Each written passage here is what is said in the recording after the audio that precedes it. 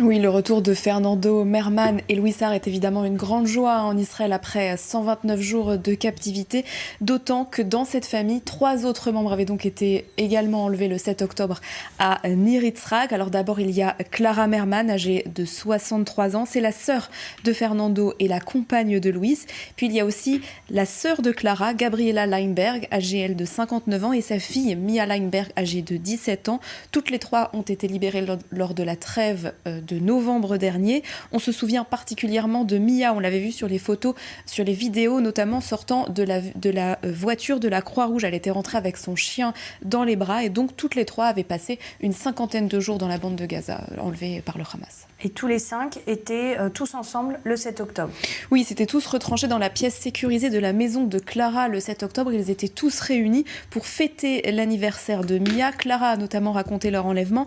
Vers 11h, des terroristes se sont introduits dans la maison. Ils les ont fait sortir et ils les ont emmenés à Gaza. 3 d'entre eux ont traversé une brèche dans la clôture et les terroristes les ont installés dans une camionnette. Ils ont marché pendant 2 heures, puis ont emprunté un tunnel. Alors les 3 femmes qui ont été libérées s'inquiétaient évidemment pour le reste de leur famille. Elles ont continué à se mobiliser pour le retour de leurs 2 proches, d'autant que Louis avait besoin de médicaments qu'il n'avait pas.